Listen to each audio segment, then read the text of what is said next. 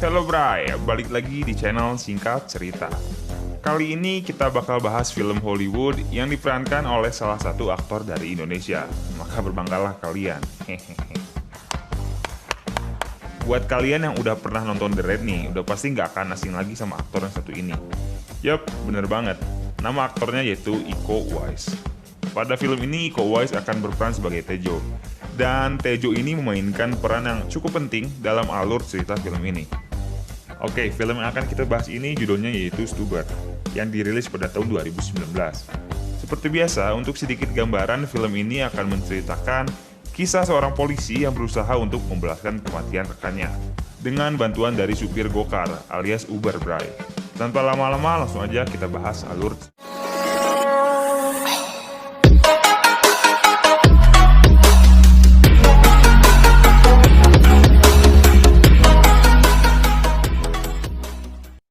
Pada awal scene, kita akan diperlihatkan dua orang polisi yang sedang menjalankan tugasnya untuk memburu pengedar narkoba kelas kakap. Mereka adalah Vic dan Morris. Saat sedang menaiki lift, ternyata mereka ini udah ditunggu oleh anggota dari bos narkoba ini. Singkat cerita, Vic dan Morris ini berhasil melumpuhkan semua anggota tersebut, hingga tinggal tersisa bos narkobanya aja. Yang mana bos narkoba ini diperankan oleh Iko Uwais tadi. Nah, di sini Iko Uwais kan berperan dengan nama Tejo. Singkat cerita, terjadi pertarungan antara Vic dan Tejo. Namun akhirnya Tejo ini berhasil lari. Namun Morris, sang wanita yang sangar ini, berhasil mengejar Tejo. Tapi sayangnya Tejo lebih mahir daripada Morris. Iyalah, hehehe. Morris pun akhirnya mati tertembak oleh Tejo. Setelah kejadian tersebut, scene pun berpindah pada waktu 6 bulan kemudian. Nah, di sini kita akan diperlihatkan seorang supir Uber yang selalu mendapatkan rating jelek dari para pelanggannya. Si supir Uber ini namanya Stu. Singkat cerita, setelah itu scene pun berpindah menunjukkan Vic yang sedang ngobrol dengan bosnya. Di sini si bosnya ini bilang ke si Vic untuk udahlah berhenti memburu Tejo karena lu tuh cukup, gagal terus Vic. Itu inti percakapan yang disampaikan oleh bosnya ini. Tapi karena si Vic ini udah terlanjur benci sama Tejo atas kematian rekannya, maka si Vic ini akan terus berusaha untuk memburu Tejo. Setelah ngobrol dengan bosnya, scene pun berpindah menunjukkan Vic yang sedang melakukan operasi mata. Nah, di sini gua jelasin dulu sedikit ya. Jadi sebenarnya alasan waktu itu si Vic ini gagal nangkap Tejo karena si Vic ini memiliki rabun mata yang cukup parah. Jadi hal itu ngebuat si Vic ini agak kurang jago gitu dalam bertarung. Nah, balik ke cerita. Setelah operasi selesai, si dokter ini ngasih tahu ke si Vic kalau si Vic ini gak akan bisa ngeliat dulu selama 24 jam. Singkat cerita, si Vic pun akhirnya pulang dan tidur. Nah, tapi waktu si Vic ini tidur, tiba-tiba ada telepon masuk yang ngasih tahu informasi tentang keberadaan Tejo. Tanpa basa-basi, si Vic pun akhirnya langsung tancap gas Bray. Tapi sayangnya karena si Vic ini kan masih belum bisa lihat ya, jadi dia pun gak bisa nyetir mobil, yang akhirnya maksa dia untuk mesen supir Uber. Dan tanpa diduga, supir Uber yang datang adalah si Stu, yang tadi udah kita lihat di scene awal. Karena rating Ubernya jelek, maka si Stu ini agak sedikit basa-basi dengan ngajak ngobrol si Vic itu. Tapi karena si Vic lagi buru-buru, si Stu malah dibentak. Singkat cerita, si Stu ini akhirnya nganterin si Vic ke tempat Tejo berada. Nah, tapi di sini si Vic bilang ke si Stu buat nungguin si Vic sampai si Vic balik lagi, kalau si Stu pengen dapat bintang 5. Nah, si Stu yang rating Ubernya udah jelek, akhirnya nggak punya pilihan lain. Pas masuk ke dalam gedung, si Vic ini mulai ngecek-ngecek keadaan di sana. Tapi ternyata di dalam gedung tersebut nggak ada tanda-tanda keberadaan Tejo sama sekali. Melainkan yang ia lihat cuma jasad temennya aja yang udah mati tergeletak. Si Vic ini akhirnya langsung ngecek HP temennya dan mendapatkan sebuah informasi baru tentang tempat yang biasa Tejo kunjungi. Tanpa basa-basi, si Vic dan Stu pun langsung berangkat ke TKP.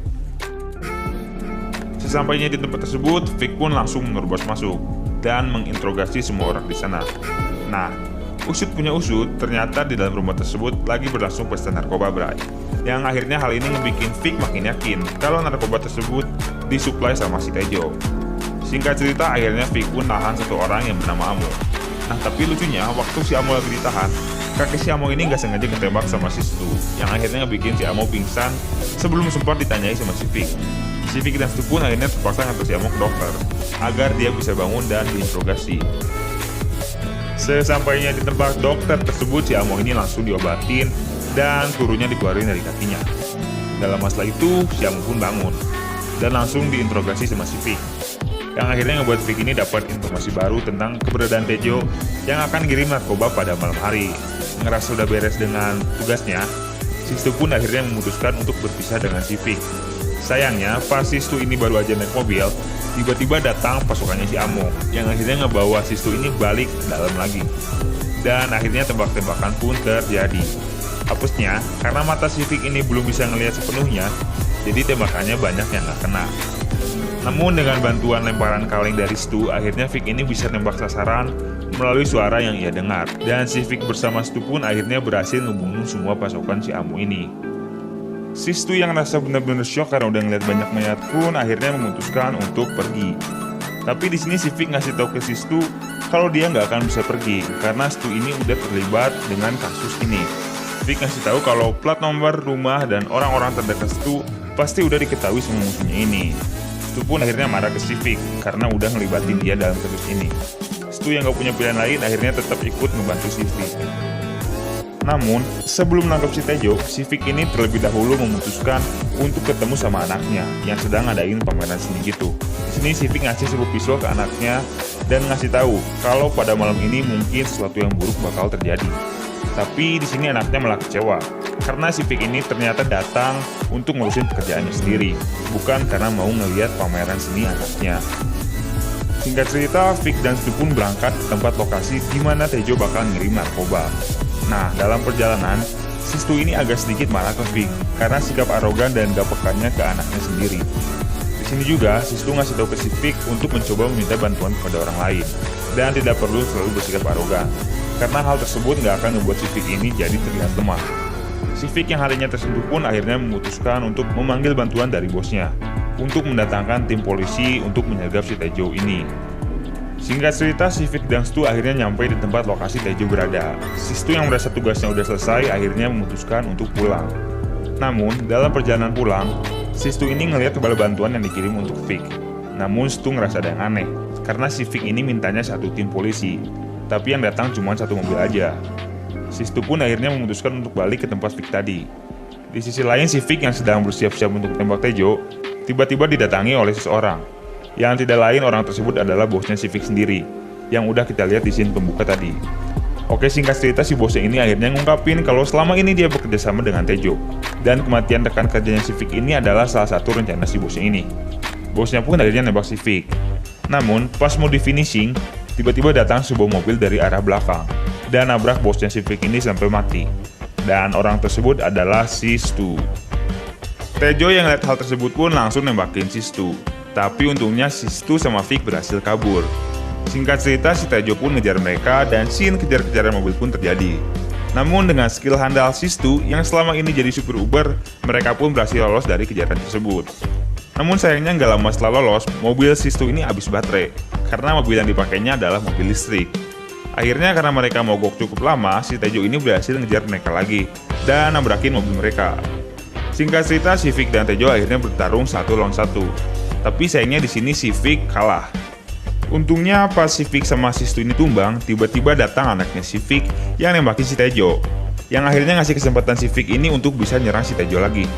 Singkat cerita, polisi pun akhirnya datang dan si Tejo berhasil ditangkap. Dan dendam si Vic atas kematian Morris pun akhirnya bisa terbayar. Dan film pun tamat. Nah, gimana nih filmnya? Seru kan? Secara overall sebenarnya film ini merupakan film yang oke lah, tapi masih punya beberapa kekurangan. Di antaranya yaitu masih kurangnya menit untuk Iko Uwais ini muncul dalam layar. Dan si Iko Uwais pun gak dikasih banyak dialog itu untuk ngomong bahasa Inggris, yang bikin filmnya jadi agak kurang nendang. Tapi mungkin sebagai orang Indonesia, kita udah cukup bangga dengan adanya aktor Indonesia dalam film Amerika. Dan terima kasih untuk kalian yang udah nonton video ini sampai habis. Dan jangan lupa kasih like-nya biar channel ini terus berkembang. Sekian video kali ini dan goodbye.